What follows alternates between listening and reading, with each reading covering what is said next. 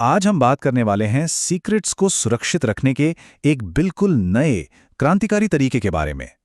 ये एक ऐसी टेक्नोलॉजी है जो हमारे पुराने तरीकों से कहीं कहीं ज्यादा आगे है और हमारी डिजिटल दुनिया को हमेशा के लिए बदल सकती है। तो चलिए, इस विश्लेषण में गहराई से उतरते हैं। जरा इस सवाल के बारे में सोचिए। ये सिर्फ कोई कल्पना नहीं है। असल में यही वो सवाल है जिसका जवाब क्वांटम क्रिप्टोग्राफी देती है। सोचिए, एक ऐसा सिक्योरिटी सिस्टम जिसमें अलार्म पहले से ही लगा हो।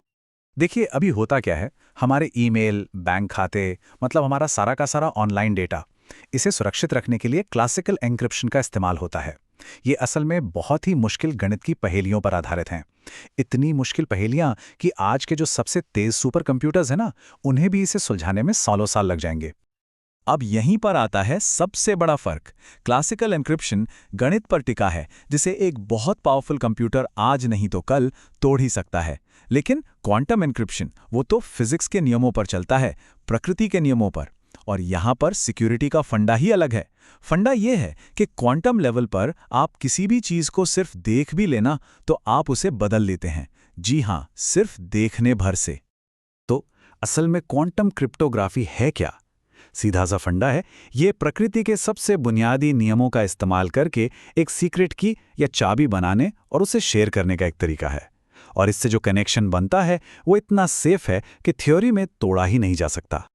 और यही बात तो इसे इतना कमाल का बनाती है। क्वांटम दुनिया में किसी चीज को देखने का मतलब ही है उसे बदलना। तो अगर कोई जासूस बीच में मैसेज को पढ़ने की कोशिश करता है तो वो अनजाने में ही पीछे सबूत छोड़ जाता है। तो यहाँ पर जो ऑब्जर्वर इफेक्ट है वो कोई गड़बड़ी नहीं, बल्कि सबसे बड़ा फीचर है।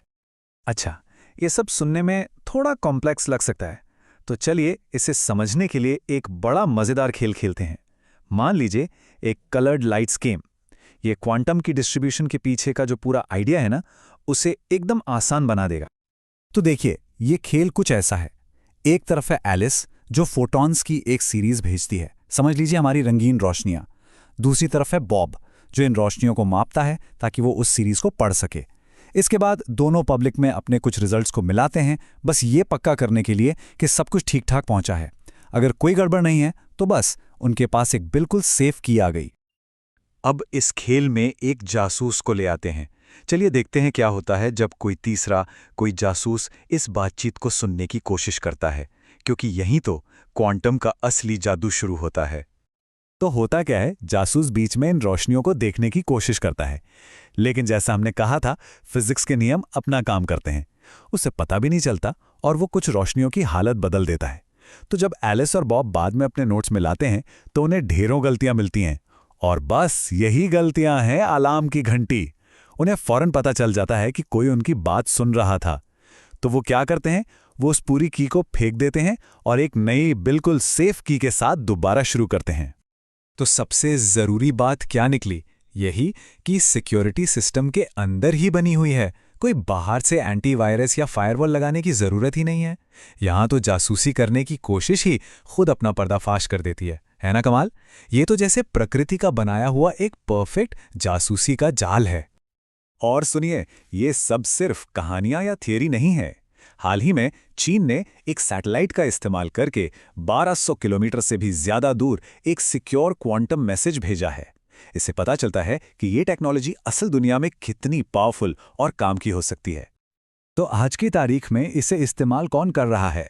ये टेक्नोलॉजी उन जगहों पर पहले ही इस्तेमाल हो रही है जहां सिक्योरिटी सबसे ज्यादा जरूरी है।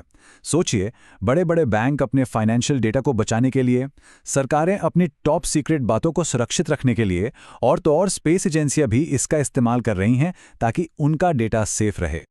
लेकिन सवाल यह है कि ये सब आज इतना जरूरी क्यों है? क्योंकि भविष्य में क्वांटम कंप्यूटर्स आने वाले हैं। ये इतनी ज्यादा पावरफुल मशीनें होंगी कि आज के सबसे तगड़े एन्क्रिप्शन को भी चुटकियों में तोड़ देंगी। और उस आने वाले खतरे से बचने के लिए क्वांटम क्रिप्टोग्राफी ही हमारी सबसे मजबूत ढाल है। और ये हमें एक बहुत ही गहरे सवाल के पास लाके खड़ा कर देता है।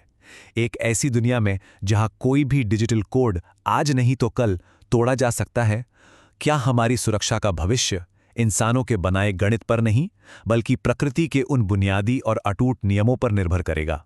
सोचने वाली बात है ना?